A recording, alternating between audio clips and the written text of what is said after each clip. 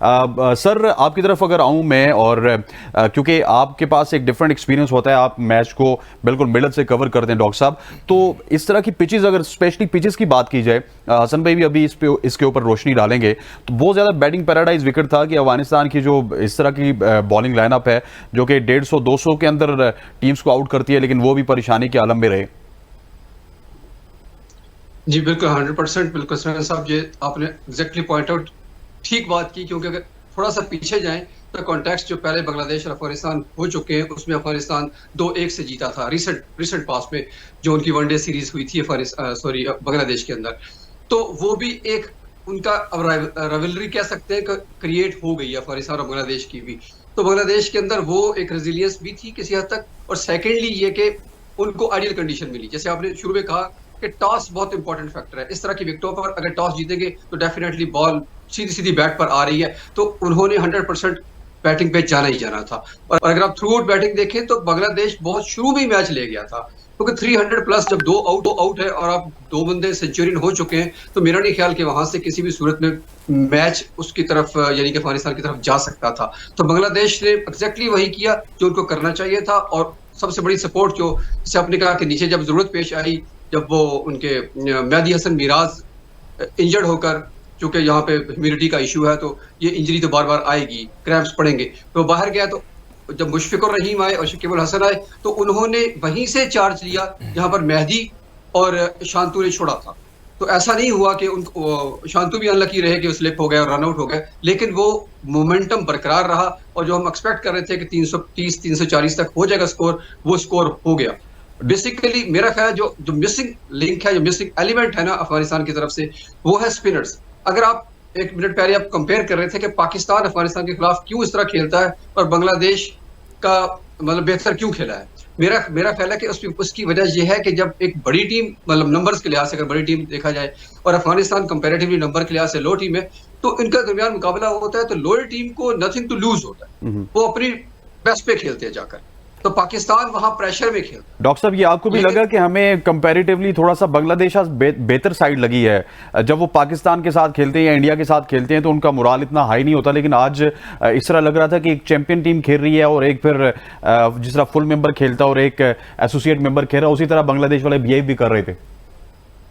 बिल्कुल आपने 100% बिल्कुल ठीक बात की आपने कि आज वाकई एक तो बांग्लादेश के पास डू और डाई मैच था, क्योंकि वो पहला मैच बुरी तरह हार चुके थे, तो उन्होंने एक तो मैच जीतना था, साथ साथ अपनी रन रेट को भी बेहतर करना था, जो कि उन्होंने किसी हद तक किया भी सी। अब एटलीस्ट वो नंबर 2 पर आ गए, अब वो तीसरे मैच की तरफ देखेंगे। तो बांग्लादेश ने बिल्कुल आज पहली दफा मुझे भी लगा कि वो एक ऐसा खेल रहे हैं कि जैसे वो फुल मेंबर हैं, हालांकि फुल मेंबर बने तो उन्हें 25 साल हो गए, लेकिन उनकी परफॉर्मेंस कभी भी रिफ्लेक्ट नहीं कर पाई इस बात को कि वो वाकई एसोसिएट टीम से निकलकर फुल मेंबर टीम बन चुके हैं। अगर आप पूरा रिकॉर्ड देखें, खैर ये लंबी बात हो जाएगी, तो उनका ऐसा अच्छा रिकॉर्ड नहीं है, वनडे में गो के बेहतर है, लेकिन वो सारा बांग्लादेश के अंदर ही है जितना भी बेहतर रिकॉर्ड है। तो ऑस्ट्रेलिया को भी हरा चुके हैं, न्यूजीलैंड को भी, पाकिस्तान को भी, इंडिया को भी शायद हरा चुके हैं अपनी होम सीरीज में, लेकिन जब वो बड़े मैच की तरफ आते हैं तो वहां आकर चोक करते हैं। लेकिन ये उनके पार टीम थी। और अफगानिस्तान का मसला यही है कि अफगानिस्तान जो कि मैक्सिमम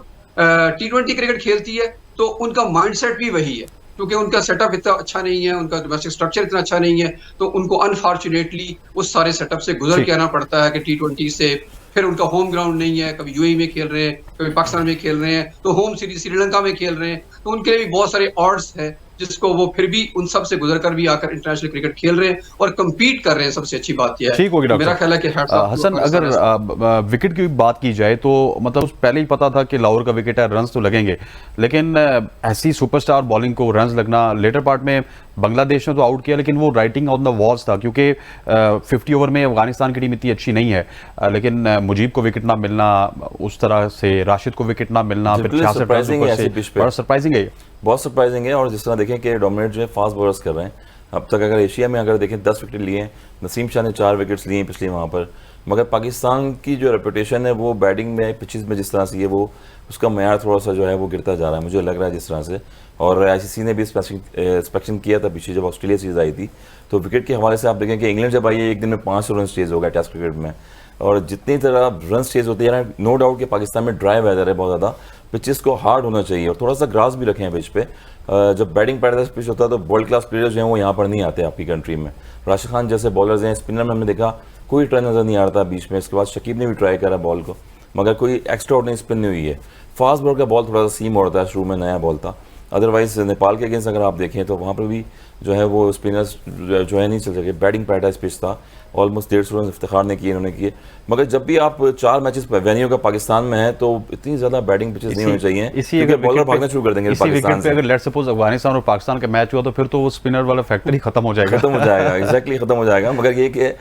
पास में याद होगा डेनिस ली और बड़े बड़े बॉलर्स पाकिस्तान आ चुके हैं, उन्होंने कहा कि हमने पाकिस्तान सीरीज में नहीं खेलना आगे। तो खुदा ना आगे डोमेस्टिक आ रही है, आगे बहुत सारी क्रिकेट हमारी पाकिस्तान में आती है। तो पिचेस का मेयार अगर बेहतर होगा तो जितने बॉलर्स हैं और पिच बॉलिंग और बैटिंग सपोर्ट होगी तो वहाँ पर आपको कॉन्फिडेंस लेवल दोनों टीमों का अच्छा हो जाता है। यही प्रॉब्लम है कि 4 मैचेस यहाँ पर हुए हैं। कज़ाफ़ी की आउटफील्ड बहुत तेज़ थी, नो डाउट, मगर जो स्क्वायर पिच पे नज़र आ रहा था मैं बिल्कुल ड्राई नज़र आ रहा था। इब्राहिम जब आए उन्होंने स्ट्रोक्स खेले, कवर ड्राइव खेले, एक्स्ट्रा कवर पे खेले, फिर उसके बाद 2 सेंचुरियाँ हो गई बांग्लादेश की तरफ से। तो ये एक सरप्राइजिंग चीज़ है कि आपको सपोर्टिंग पिच बनाना चाहिए जहाँ पर बाहर की टीम आगे खेल रही हैं और बॉलिंग और बैटिंग को सपोर्ट करें वो।